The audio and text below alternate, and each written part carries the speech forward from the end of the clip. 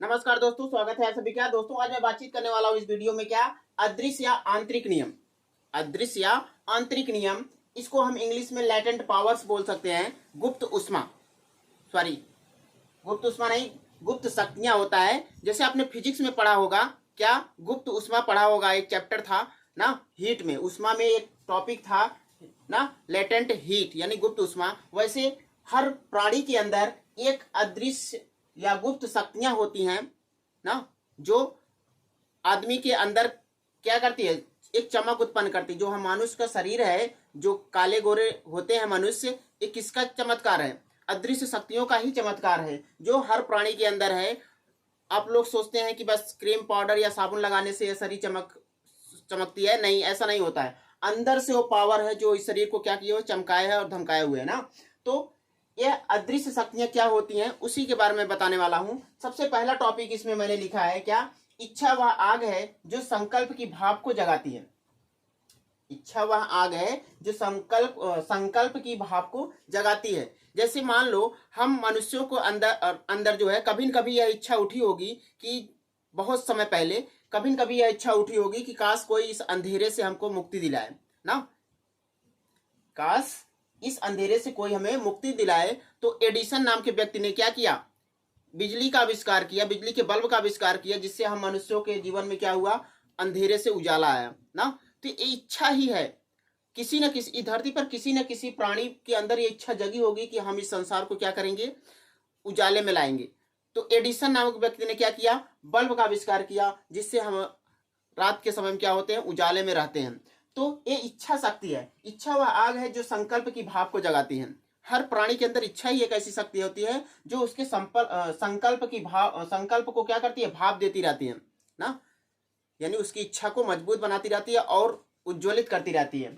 आइए देखते हैं दूसरा टॉपिक क्या है। एक सजीव शक्ति के रूप में महान गंभीर ज्वलंत और उत्कंठ इच्छा के साथ हम एक दूसरी मानसिक हवा को बुलाने में सक्षम होते हैं।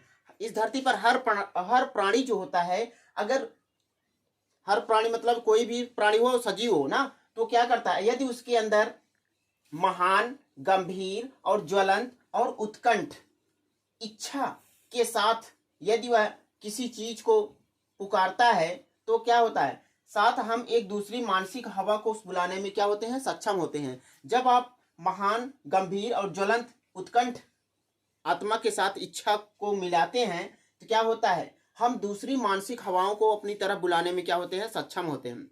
जैसे ऋषि मुनियों ने क्या किया है, इतने तीव्र इच्छा से भगवान के प्रति अपने आप को समर्पित किया कि भगवान को उनके पास आना ही पड़ा ना, उनकी इच्छा को पूरा करना ही पड़ा।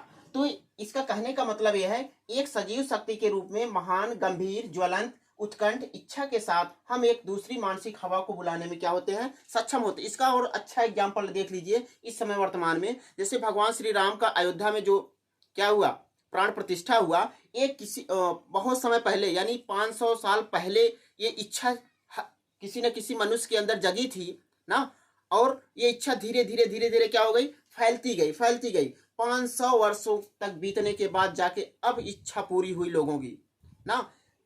यानी धरती पर जो भी इच्छाएं जगी हैं, वो कभी न कभी पिछले इच्छा हुई थी और जाके वर्तमान में अब क्या हो रही है, पूरा हो रहा है ना। भगवान श्री राम की जो प्राण प्रतिष्ठा हुआ, ये हम इस भारतवर्ष में जो लोग रह रहे हैं, ये लोगों की इच्छा थी कि काश यहाँ भगवान राम का क्या हो, भव्य मंदिर बने। तब जाके आज वही इच्छा को भाप मिलती गई, आज जाके क्या हुआ, पूर्ण हुआ। तो प्रकृति जो होती है, हर इच्छा को कभी न कभी पूरा जरूर करती है, यदि वो इच्छा क्या हो, तीव्र हो ना, और गंभीर हो, ज्वलंत हो ना, महान हो और उत्कंठ हो, तो वह इच्छा आपकी कभी न कभी पूरा जरूर होता है।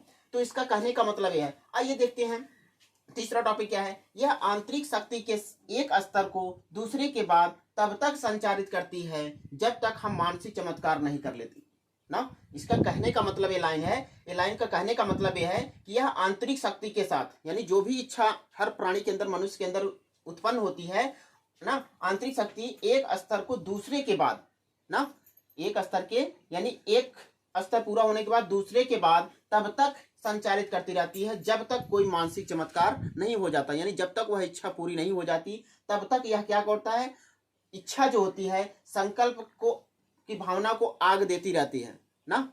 तो यह जो टॉपिक है अदृश्य या आंतरिक नियम, लेटेंट पावर्स यानी गुप्त शक्तियां, ये बहुत ही रोचक तथ्य है। इसको गहराई से समझेंगे तब आपको समझ में आएगा। मैंने जो समझाया हो सकता है किसी को ना समझ में आया हो, लेकिन इसको जब गहराई से सोचेंगे, मन से, खुली आंखों से नहीं मन की आंखों से जब समझेंगे तब आपको समझ में आएगा।